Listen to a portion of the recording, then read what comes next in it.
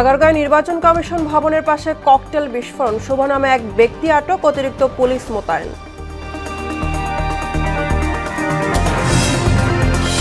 শেষ হলো মাছ শিকারে 22 দিনের নিষেধাজ্ঞা, নদী সাগরে নামতে শুরু করেছেন জেলেরা, নিষেধাজ্ঞা সফল দাবি মৎস্য কর্মকর্তার। ধেয়ে আসছে ঘূর্ণিঝড় মন্থা, মূল প্রভাব পড়তে পারে ভারতে, কেন্দ্রে বাতাসের গতি থাকবে 110 কিলোমিটার। এবং মালয়েশিয়া আজ শুরু 47তম আসিয়ান সম্মেলন, যোগ দিতে কুয়ালালামপুরের ডোনাল্ড ট্রাম্প, চলবে মঙ্গলবার পর্যন্ত।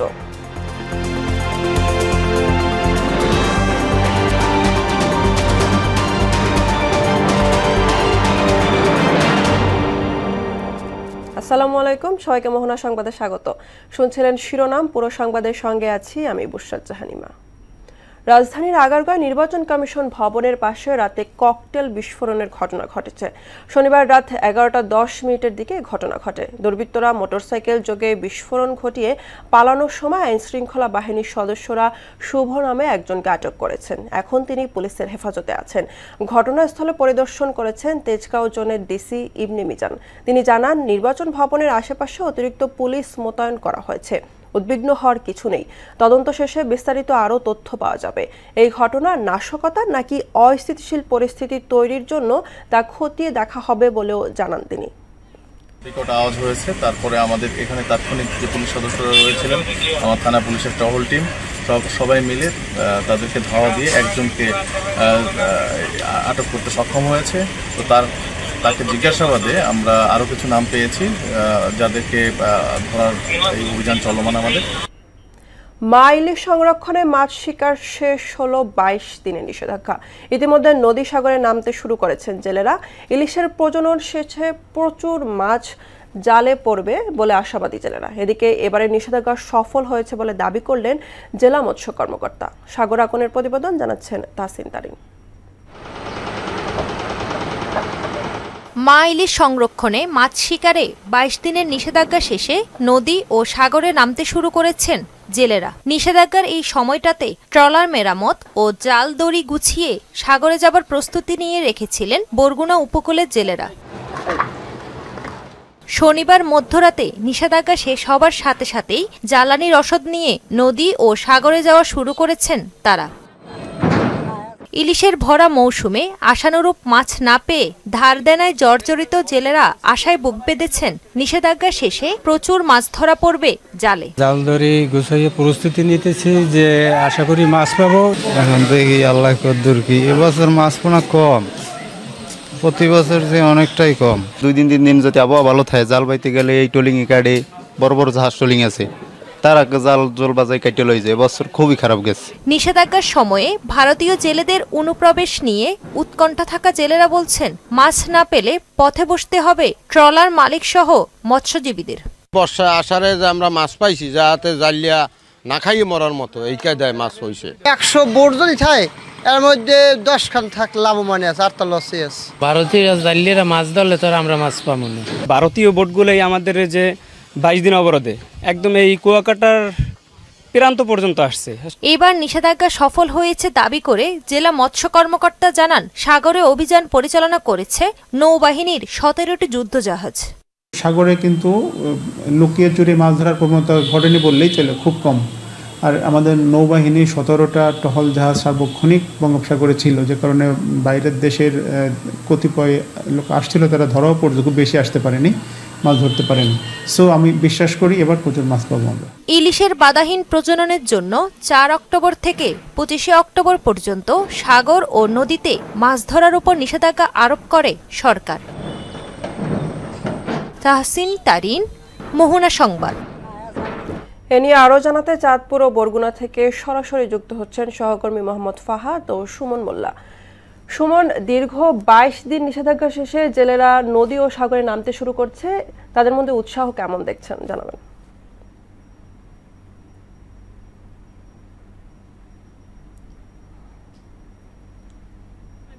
বর্তমানে যে বিএফডিসি ঘাট রয়েছে সেখান থেকে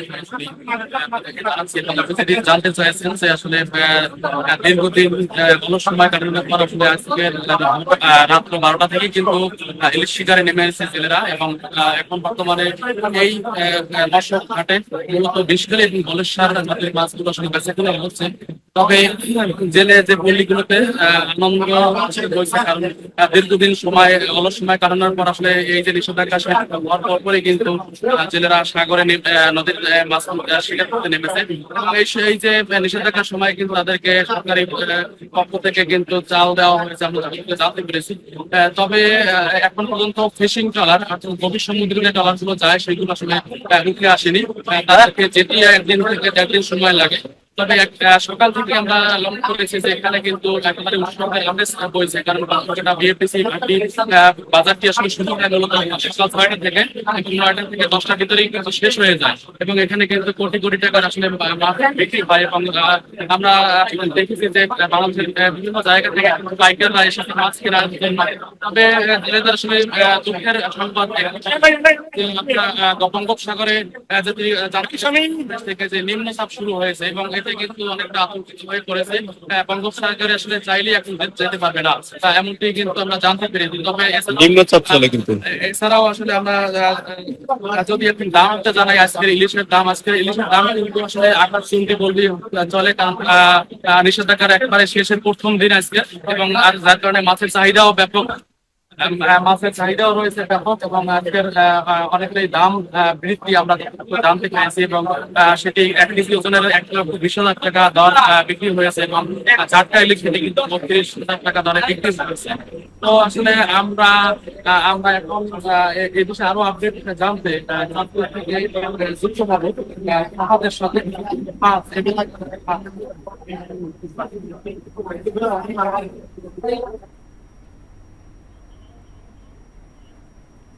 এই 22 দিনের যে রক্ষা অভিযানে 4 অক্টোবর থেকে মূলত 25 অক্টোবর পর্যন্ত যে অভিযান হয়েছিল, তো রাতে শনিবার মধ্যরাত থেকে কিন্তু মূলত যে জেলেরা আছে তারা কিন্তু তাদের যে দীর্ঘদিন অবসর সময় কাটিয়ে কিন্তু তারা তাদের কাঙ্ক্ষিত ইলিশের লক্ষ্যে কিন্তু তারা নদীতে নেমে গেছে গত রাত থেকে।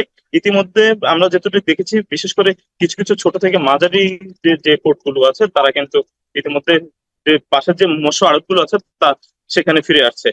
এখানে আমরা যদি একটু জানিয়ে রাখি যে মূলত জেলেরা আমাদের যেটুকু জানিয়েছে যে তাদের যে অবসর সময় ছিল যে সরকারি যে চাল দেওয়া হয়েছে তাদের কিন্তু তাদের জীবিকা নির্বাহের সেটা খুবই সামান্য। তারা এই সময়টাতে বেশিরভাগ সময় ঋণগ্রস্ত হয়ে পড়েছে এবং ওই ঋণের লক্ষ্যে কিন্তু তারা কাঙ্ক্ষিত ইলিশের লক্ষ্যে নদীতে নেমেছে। তবে এই পর্যন্ত এতদিন পরে তারা 22 দিন নিষেধাজ্ঞা পরে যখন নদীতে যে কাঙ্ক্ষিত ইলিশ পাওয়ার কথা ছিল তা পর্যন্ত খুবই সামান্য। যেটুকু পাওয়া যাচ্ছে আমাদের দিকে জানিয়েছেন তা শুধু বোট খরচ এবং তাদের উঠতে অনেকটা কষ্ট হচ্ছে। তবে তারা ভাবছে যে হয়তো কিছুদিন গেলে হয়তো মাছের পরিমাণটা আরেকটু বাড়বে। এবং এছাড়া আমাদের আরেকটু জানিয়েছে বড় ইলিশের তুলনায় ছোট এবং মাঝারি ইলিশের সংখ্যাটা আমরা এই যে মৎস্য আড়তগুলোতে সেখানে লক্ষ্য করেছি যে ক্রেতাদের সংখ্যা কিন্তু বেশি, যদিও মাছ সামান্য আসে তবে এই সামান্য মাছের কিন্তু দাম অনেকটা চওড়া। আর ক্রেতারা আমাদেরকে জানিয়েছে যে এতদিন পরে নিষেধাজ্ঞা শেষে যে মাছ পাওয়া যাচ্ছে তার দাম কিন্তু অনেক বেশি। আর এই মৎস্য কর্মকর্তা আমাদের যেটুকু জানিয়েছে যে এবারের অভিযানটা সফল হয়েছে। এ ছিল আমার কাছে যে চাঁদপুরের থেকে অভিযানের পরবর্তী সর্বশেষ।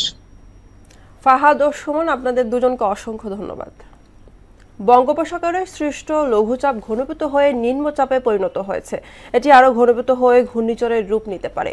বর্তমানে নিম্নচাপটি কক্সবাজার সমুদ্রবন্দর থেকে 1255 কিলোমিটার দূরে অবস্থান করছে বলে জানিয়েছে আবহাওয়া অধিদপ্তর। নিম্নচাপটি ঘূর্ণিঝড়ের রূপ নিলে এর নাম হবে মন্থা। এটি থাইল্যান্ডের দেওয়া নাম, স্থানীয় ভাষায় যার অর্থ সুগন্ধি ফুল বা সুন্দর ফুল। আবহাওয়াবিদদের মতে ঘূর্ণিঝড় মন্থা সিভিয়ার সাইক্লোন হওয়ার আশঙ্কা রয়েছে। আবহাওয়া অধিদপ্তর জানিয়েছে নিম্নচাপটি শনিবার সন্ধ্যা 6টায় চট্টগ্রাম সমুদ্রবন্দর থেকে 1330 কিলোমিটার দক্ষিণে অবস্থান করছিল। এটি আরও পশ্চিম উত্তর পশ্চিম দিকে অগ্রসর ও ঘনীভূত হয়ে ঘূর্ণিঝড়ে পরিণত হতে পারে। বিএনপি ক্ষমতায় গেলে শিক্ষা খাতে সর্বোচ্চ বরাদ্দ দেওয়া হবে বলে জানিয়েছেন দলটির ভারপ্রাপ্ত চেয়ারম্যান তারেক রহমান। তিনি বলেন, রাষ্ট্রের সুরক্ষায় উপযুক্ত শিক্ষা ব্যবস্থা প্রয়োজন। শনিবার বিকেলে কিশোরগঞ্জে রাষ্ট্র মেরামতের ৩১ দফা প্রস্তাবনার উপর স্কুল মাদ্রাসার শিক্ষার্থীদের মেধাবৃত্তি প্রতিযোগিতার পুরস্কার বিতরণী অনুষ্ঠানে তিনি এসব কথা বলেন। আরও জানাচ্ছেন হুমায়ুন কবির। প্রধান অনুষ্ঠানের আয়োজন করেছে কিশোরগঞ্জের পাকুন্দিয়া বিএনপি ঘোষিত রাষ্ট্র মেরামতের ৩১ দফা বাস্তবায়নের উপর স্কুল মাদ্রাসা শিক্ষার্থীদের মেধাবৃত্তি প্রতিযোগিতার পুরস্কার বিতরণী অনুষ্ঠানের আয়োজন করে খন্দকার শামসুল আলম ফাউন্ডেশন। এতে ভার্চুয়ালি যুক্ত হন বিএনপির ভারপ্রাপ্ত চেয়ারম্যান তারেক রহমান। বক্তব্য তিনি বলেন, ক্ষমতায় গেলে শিক্ষা ক্ষেত্রে বিএনপি সর্বোচ্চ বরাদ্দ দেবে। পুরো শিক্ষা ব্যবস্থাকে ঢেলে সাজাতে আধুনিক জ্ঞান বিজ্ঞান ও উদ্ভাবনী প্রযুক্তির বিকল্প নেই। বিশ্ব বর্তমানে আর্টিফিশিয়াল ইন্টেলিজেন্সের যুগে কিন্তু প্রবেশ করছে। মাদ্রাসা কিংবা স্কুল, যেখানে তোমরা যাই পড়াশোনা করো না কেন, মনে রাখতে হবে প্রতিযোগিতামূলক এই বিশ্বে সম্মানের সঙ্গে যদি তোমাদেরকে টিকে থাকতে হয়, তোমাদেরকে যথা উপযুক্ত শিক্ষায় কিন্তু শিক্ষিত হতে হবে, জ্ঞানে বিজ্ঞানে পারদর্শী হতে হবে, ব্যবহারিক এবং কারিগরি শিক্ষায় দক্ষ হতে হবে। আমাদের দলের পক্ষ থেকে আগামী দিনের পুরো শিক্ষা ব্যবস্থাটাকে সেভাবে গড়ে তুলতে, সাজিয়ে তুলতে। তিনি বলেন, ঘোষিত ৩১ দফা অংশ হিসেবে দেশের প্রচলিত শিক্ষা ব্যবস্থাকে সমোপযোগী শিক্ষা ব্যবস্থা গড়ে তুলতে বিশেষজ্ঞ টিম তৈরি করেছে বিএনপি, যারা এরই মধ্যে অনেক দূর এগিয়েছে। তোমাদের জন্য একটা নিরাপদ রাষ্ট্র, নিরাপদ ক্যাম্পাস গড়তেই কিন্তু বাংলাদেশ জাতীয়তাবাদী দল বিএনপি ইতিমধ্যেই কিন্তু আমরা জনগণের সামনে ৩১ দফা ঘোষণা করেছি। এর অংশ হিসেবেই কিন্তু দেশের প্রচলিত শিক্ষা কারিকুলামকে সময়ের সাথে তাল মিলিয়ে শিক্ষাবিদদের সমন্বয় একটা বিশেষজ্ঞ টিম আমরা তৈরি করেছি, যারা ইতিমধ্যে অনেক কাজ এগিয়ে নিয়ে গেছেন। রাষ্ট্রের সুরক্ষায় উপযুক্ত শিক্ষা ব্যবস্থা গড়ে তোলা জরুরি বলেও মন্তব্য করেন বিএনপির ভারপ্রাপ্ত চেয়ারম্যান। কিভাবে আমরা দেশকে সামনে এগিয়ে নিয়ে যাব, কিভাবে তোমাদের ভবিষ্যৎকে আরো মজবুত ভাবে আমরা তৈরি করতে পারবো, আমরা এগুলো নিয়ে আলোচনা করতে পারবো। হুমায়ুন কবির, মোহনা সংবাদ। এমন একটা সুন্দর মতপার্থক্য ভুলে গণতান্ত্রিক ব্যবস্থাকে সমুন্নত রাখতে সব রাজনৈতিক দলকে নির্বাচনে অংশ নেওয়ার আহ্বান জানিয়েছেন বিএনপি মহাসচিব মির্জা ফখরুল ইসলাম আলমগীর। আর রাজনৈতিক দলগুলোর অনেককে ফ্যাসিবাদ ফিরে এলে জুলাই শহীদদের সঙ্গে বেইমানি হবে বলে মন্তব্য করেন দলটির স্থায়ী কমিটির সদস্য সালাউদ্দিন আহমেদ। এদিকে সিনিয়র যুগ্ম মহাসচিব রুহুল কবির রিজভী বলেন, সবাইকে নিয়েই দেশ গড়তে চান তারেক রহমান। শনিবার আলাদা অনুষ্ঠানে এসব কথা বলেন বিএনপি নেতারা। তানজিদ ভুঁইয়ার রিপোর্ট। নয়াপল্টনে বিএনপির কেন্দ্রীয় কার্যালয়ের সামনে জিয়া মঞ্চের ৩২তম প্রতিষ্ঠাবার্ষিকী উপলক্ষে এই আলোচনা সভা। বক্তারা ফ্যাসিস্ট সরকারের হামলা মামলার কথা তুলে ধরে জাতীয় নির্বাচনকে সামনে রেখে সবাইকে এক হয়ে কাজ করার আহ্বান জানান। এখন তারাই পায়তারা করছে নির্বাচন পিছানোর জন্য। যারা যারা এই ষড়যন্ত্রের সাথে লিপ্ত আছে তাদের প্রতিরোধ আপনারা করবেন। বিএনপি পালিয়ে যাওয়ার দল নয়, যেটা আওয়ামী লীগ বারবার পালিয়ে গিয়েছে। বিভিন্ন রকমের তালবাহানা চলছে নির্বাচনকে নিয়ে।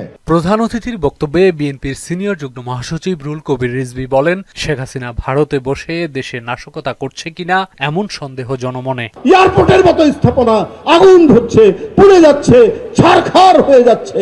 এইটার পেছনে অবশ্যই একটি নাশকতার ষড়যন্ত্র রয়েছে। লুটেরারা টিকতে পারেন না, নির্যাতনকারীরা, নিপীড়নকারীরা, মানব হত্যাকারীরা, খুনিরা, তারা আলটিমেটলি টিকতে পারে না। তিনি বলেন, দেশে অনেকে গায়ের জোর দেখাচ্ছে, যা ফেসিবাদী আচরণ। বিভিন্ন পদে পদে কিছু কিছু আলামত আমরা দেখতে পাচ্ছি দোসরদের মতো, গায়ের জোর দিয়ে সবকিছু করতে চাচ্ছে। তো ডক্টর ইউনূস সাহেবের আমলের তো গায়ের জোর থাকার কথা না। এদিকে রাজধানীর শিল্পকলায় এক আলোচনা সভায় বিএনপি মহাসচিব মির্জা ফখরুল ইসলাম আলমগীর বলেন, বাকশাল করে গণমাধ্যমের স্বাধীনতা হরণ করা হলেও শহীদ রাষ্ট্রপতি জিয়াউর রহমান তা ফিরিয়ে দেন। তিনি বলেন, গণতন্ত্রের ধারাবাহিকতা ধরে রাখতে রাজনৈতিক দলগুলোর দায়িত্বশীল আচরণ জরুরি। আমাদের ছোটখাটো সমস্যা এগুলোকে দূরে রেখে গণতান্ত্রিক ব্যবস্থাকে আমরা ফিরিয়ে আনার জন্য সবাই এই নির্বাচনে অংশ নেই এবং গণতান্ত্রিক ব্যবস্থাকে ফিরিয়ে নিয়ে আসে। আর ফেসিবাদ ঠেকাতে রাজনৈতিক দলগুলোর ঐক্যের বিকল্প নেই বলে জানান দলের স্থায়ী কমিটির সদস্য সালাউদ্দিন আহমেদ। মতামতের পার্থক্য থাকা সত্ত্বেও, আদর্শিক পার্থক্য থাকা সত্ত্বেও দেশের প্রশ্নে এই দেশের গণতন্ত্র, স্বাধীনতা, সার্বভৌমত্বের প্রশ্নে সবাই আমরা ঐক্যবদ্ধ থাকব এবং ঐক্যবদ্ধ থেকেই আমরা ফ্যাসিস্ট আওয়ামী লীগের প্রত্যাবর্তনের সমস্ত দরজা বন্ধ করব। এছাড়া ডিআরইউতে এক অনুষ্ঠানে বিএনপি স্থায়ী কমিটির সদস্য হাফিজ উদ্দিন আহমেদ বলেন, দ্রুত নির্বাচন দিয়ে রাজনৈতিক দলের কাছে রাষ্ট্র ক্ষমতা হস্তান্তর করতে হবে। বিএনপি জোটের অধীনে যে সকল রাজনৈতিক দল অংশগ্রহণ করবে তাদেরকে যেন ধানের শীষ প্রতীক দেওয়া হয়। তানজিদ ভুইয়া, মোহনা সংবাদ, ঢাকা। সংস্কারের অভাবে লালমনিরহাটের বুড়িমারি মহাসড়কটি বেহাল। বুড়িমারি স্থলবন্দরে আমদানি রফতানি, পণ্য পরিবহন সহ 5 উপজেলার যোগাযোগকারী এই মহাসড়ক জুড়ে খানাখন্দে চলাচলের অযোগ্য হয়ে পড়েছে। দীর্ঘ এই সড়কে প্রায়ই ঘটছে দুর্ঘটনা এবং ধুলায় অতিষ্ঠ চলাচলকারীরা। সড়ক মেরামতে পদক্ষেপের কথা বলেন সড়ক ও জনপথ বিভাগ। সুমন খানের প্রতিবেদন, জানাচ্ছেন আফরিন পপি। লালমনিরহাটের বুড়িমারি মহাসড়কটি একদিকে জেলার 5 উপজেলার প্রধান যোগাযোগকারী সড়ক, অন্যদিকে বুড়িমারি স্থল বন্দরের আমদানি রপ্তানি পণ্য পরিবহন হয়। অথচ খানাখন্দে চলাচলের অযোগ্য হয়ে পড়েছে মহাসড়কটি। তাতে সড়ক দুর্ঘটনার পাশাপাশি প্রায়ই পণ্যবাহী ট্রাক বিকল হয়ে পড়ে। এছাড়া ধুলায় অতিষ্ঠ চলাচলকারীরা। সব মিলিয়ে বর্তমানে চরম দুর্ভোগের কারণ হয়ে দাঁড়িয়েছে মহাসড়কটি। ধুলে একের মনে করেন বাড়িঘর একের শেষ, একের গাছপালা তামান শেষ, মনে করেন বিছনাপাতি তামান একেরে, মনে করেন খাবার দিয়ে খাবো তাও মনে করেন সে বাড়ার জন্য খাইতে পারিনি। এই রাস্তাটা অনেক ঝুঁকিপূর্ণ রাস্তা, মানে ক্রসিং করতে খুব সমস্যা হয়। রাস্তা তো ভাঙ্গা আছে, এটা তো মূল সমস্যা আছেই। প্রতিদিন কম বেশি অ্যাক্সিডেন্ট ঘটে যাচ্ছে, রাস্তায় চলাফেরা করা খুব কঠিন। এখন রাস্তা অতি দ্রুত মেরামত করার জন্য অনুরোধ করা হলো। মহাসড়কটির ভোটমারি এলাকার প্রায় 1 কিলোমিটার অংশ কাজ অসমাপ্ত রেখেছে ঠিকাদারি প্রতিষ্ঠান। ওই অংশ দিয়ে যানবাহন চলাচলের সময় চরম দুর্ভোগ পোহাতে হয়। তা রাস্তার এরকম সমস্যার কারণে আমাদের প্রতিদিন চলতে অসুবিধা হয়। যেমন পাতির সেট ভাঙে, হ্যাঙ্গার ভাঙে, গাড়ি পাল্টি খায়। আমার এলাকাবাসী অনেক কষ্টে থাকি, মানে দূর দূরান্ত লোকও অনেক ভোগান্তি পাই, যানজটে অস্ত থাকি। মানুষের এমন দুর্ভোগের কথা স্বীকার করে সড়ক ও জনপথ বিভাগ বলছে, অনেক চিঠি চালাচালির পর অবশেষে কাজ করতে রাজি হয়েছে ঠিকাদারি প্রতিষ্ঠান। মেরামত করা হবে ভাঙাচোরা অংশ। ঠিকাদার শেষ পর্যন্ত আসতেছিল না। আমরা সর্বশেষ চিঠি দিয়ে তাদেরকে লাইসেন্স বাতিল করার পর্যন্ত এবং জরিমানা, লিকুইড ড্যামেজ এই সব চিঠিপত্র দেওয়ার পরে এবং তার পাথর এবং বালি নিয়ে এসে আবার বেস্ট টাইপ 1 রিপেয়ার করতেছে। দ্রুত লালমনিরহাট বুড়িমারি মহাসড়ক মেরামত করে নিরবিচ্ছিন্ন যান চলাচলের উপযোগী করার দাবি লালমনিরহাটবাসীর। আফরিন পপি, মোহনা সংবাদ। এবার সারা দেশে অনুষ্ঠিত সভা সমাবেশ নিয়ে প্রতিনিধিদের তথ্য ও চিত্রের ডেস্ক রিপোর্ট। বান্দরবানে কেন্দ্রীয় বৌদ্ধবিহারে শুভ কঠিন চিবরদান উৎসব উদযাপিত হয়েছে। কক্সবাজারের নানা আয়োজনের মধ্য দিয়ে অনুষ্ঠিত হয়েছে সাংবাদিক ইউনিয়ন কক্সবাজারের নবনির্বাচিত কমিটির অভিষেক ও সাংস্কৃতিক অনুষ্ঠান। হাজী দানেশ বিজ্ঞান ও প্রযুক্তি বিশ্ববিদ্যালয়ে ইসলামী ছাত্র শিবিরের আয়োজনে অনুষ্ঠিত হয়েছে নবীনবরণ অনুষ্ঠান। ঝালকাঠিতে জামায়াতে ইসলামীর জেলা জামায়াতের সদস্য সম্মেলন অনুষ্ঠিত হয়েছে। টাঙ্গাইলের মির্জাপুরে আবু সাইদ শুরানি তালিমুল কোরআন মাদ্রাসায় ক্ষুদে শিক্ষার্থীদের নিয়ে এক কুরআন সবক অনুষ্ঠিত হয়েছে। ব্রাহ্মণবাড়িয়ায় সৈয়দ তৈমুর ফাউন্ডেশনের উদ্যোগে প্রতিবন্ধী ব্যক্তি এবং তাদের পরিবারের সঙ্গে আলোচনা সভা ও ছাতা বিতরণ কার্যক্রম অনুষ্ঠিত হয়েছে। কেরানীগঞ্জে গোলজারবাগ দুর্জয় অ্যাসোসিয়েশনের উদ্যোগে এসএসসি পরীক্ষায় উত্তীর্ণ শিক্ষার্থীদের সংবর্ধনা প্রদান করা হয়েছে। বেনাপোল বন্ধন ব্লাড ফাউন্ডেশনের 5ম বর্ষে পদার্পণ উপলক্ষে স্বেচ্ছাসেবীদের মিলন মেলা ও আলোচনা সভা অনুষ্ঠিত হয়েছে। ব্রাহ্মণবাড়িয়া আশুগঞ্জে জামায়াতে ইসলামীর উদ্যোগে ফ্রি মেডিকেল ক্যাম্প অনুষ্ঠিত হয়েছে। নওগাঁয় পত্তিতলায় ফোর্ব ইউথ নেটওয়ার্ক 4 ফোরামের আয়োজনে বৈচিত্র্য ও সম্প্রতি উৎসব 2025 অনুষ্ঠিত হয়েছে। পাহাড়ের ধর্ষণকে সাম্প্রদায়িক ও রাজনীতির হাতিয়ার বানানোর প্রতিবাদে মানববন্ধন করেছে পার্বত্য চট্টগ্রাম ছাত্র পরিষদ রাঙ্গামাটি জেলা শাখা। নারায়ণগঞ্জে শীতলক্ষ্যা নদীর উপর নির্মাণাধীন কদম রসুল সেতু নিয়ে ষড়যন্ত্রের প্রতিবাদে বন্দর উন্নয়ন ফোরামের ব্যানারে মানববন্ধন অনুষ্ঠিত হয়েছে। বিএনপির ভারপ্রাপ্ত চেয়ারম্যান তারেক রহমানের ঘোষিত 31 দফা কর্মসূচি প্রচারের অংশ হিসেবে কুমিল্লায় লিফলেট বিতরণ ও গণসংযোগ কর্মসূচি অনুষ্ঠিত হয়েছে। সেনাবাহিনীর উদ্যোগে খাগড়াছড়ির ভাইবোন ছড়ায় বিনামূল্যে মেডিকেল ক্যাম্প ও ঔষধ বিতরণ করা হয়েছে। খাগড়াছড়িতে ধর্মীয় ভাবগাম্ভীর্য ও বর্ণাঢ্য আয়োজনে অনুষ্ঠিত হয়েছে দানোত্তম কঠিন চিবর দানোৎসব। ভোলা চরফ্যাশন 100 শয্যা বিশিষ্ট উপজেলা স্বাস্থ্য কমপ্লেক্সে আধুনিক আইপিএস উপহার দিয়েছেন বিএনপি নেতা অ্যাডভোকেট সিদ্দিকুল্লাহ মিয়া। জয়পুরহাটের পাঁচবিবির বিভিন্ন জনপদে ধানের শীষের পক্ষে গণসংযোগ ও লিফলেট বিতরণ করেন জেলা বিএনপির নেতা অধ্যক্ষ আব্দুল গফুর মণ্ডল। মানিকগঞ্জ 1 আসনে তারেক রহমানের রাষ্ট্রকাঠামোর 31 দফার আলোকে প্রচারণা সভা অনুষ্ঠিত হয়েছে। জামালগঞ্জ উপজেলা বিএনপির আয়োজনে সাচনা বাজারে লিফলেট বিতরণ ও জনসভা অনুষ্ঠিত হয়েছে। কেরানীগঞ্জে আরাফাত রহমান কোকো স্মৃতি ফুটবল টুর্নামেন্টের ফাইনাল খেলায় বিজয়ী দলের মধ্যে পুরস্কার বিতরণ করেন বিএনপি চেয়ারপারসনের উপদেষ্টা আমানুল্লাহ আমান। ময়মনসিংহের গফুরগাঁয়ে বীর মুক্তিযোদ্ধা নাজমুল হকের 15তম মৃত্যুবার্ষিকী উপলক্ষে স্মরণ সভায় প্রধান অতিথি হিসেবে উপস্থিত ছিলেন AZM জাহিদ হোসেন। মাহমুদা আক্তার, মোহনা সংবাদ। এবার আন্তর্জাতিক সংবাদ। কানাডার উপর আরও 10% শুল্ক বৃদ্ধির ঘোষণা দিয়েছেন মার্কিন প্রেসিডেন্ট ডোনাল্ড ট্রাম্প। সাবেক প্রেসিডেন্ট রোনাল্ড রেগানকে নিয়ে বিতর্কিত বিজ্ঞাপন প্রচারের জেরে এ ঘোষণা দেন তিনি। পাশাপাশি তার ভাষণ ব্যবহার এবং সম্পাদনার জন্য কোনো অনুমতিও নেওয়া হয়নি বলেও জানানো হয়। বিজ্ঞাপনটি দ্রুত সরিয়ে ফেলার কথা থাকলেও শনিবার রাতে সেটি আবারও প্রচার করা হয়। এই আচরণের জন্য কানাডার উপর আরও 10% ট্যারিফ বৃদ্ধি করা হয়। দর্শক, এ পর্যায়ে জানিয়ে দিচ্ছে আজকের সংবাদপত্রের গুরুত্বপূর্ণ শিরোনামগুলো।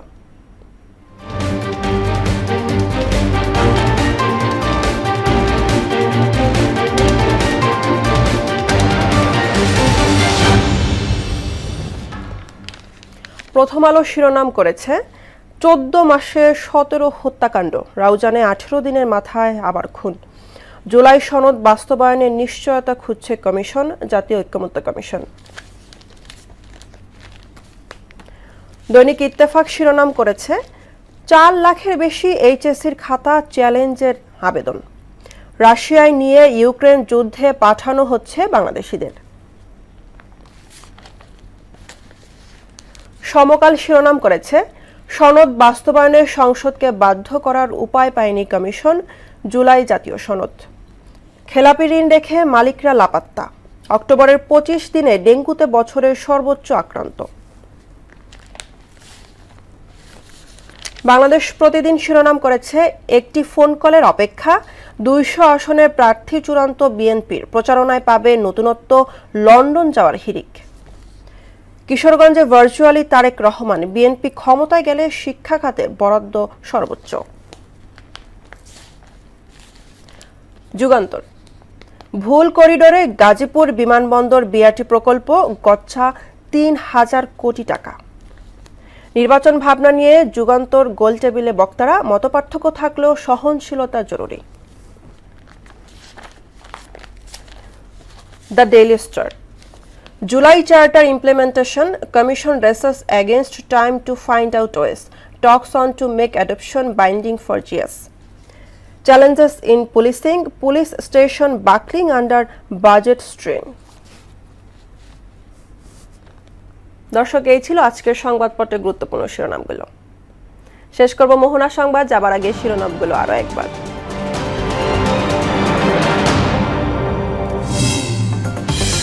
আগারগাঁয় নির্বাচন কমিশন ভবনের পাশে ককটেল বিস্ফোরণ, শুভ নামে এক ব্যক্তি আটক, অতিরিক্ত পুলিশ মোতায়েন।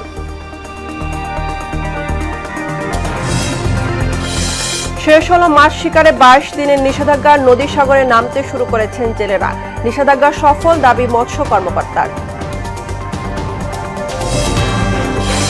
ধেয়ে আসছে ঘূর্ণিঝড় মন্থা, মূল প্রভাব পড়তে পারে ভারতে, কেন্দ্রে বাতাসের গতি থাকবে 110 কিলোমিটার। এবং মালয়েশিয়া শুরু 47তম আসিয়ান সম্মেলন, যোগ দিতে কুয়ালালামপুরে ডোনাল্ড ট্রাম্প, চলবে মঙ্গলবার পর্যন্ত।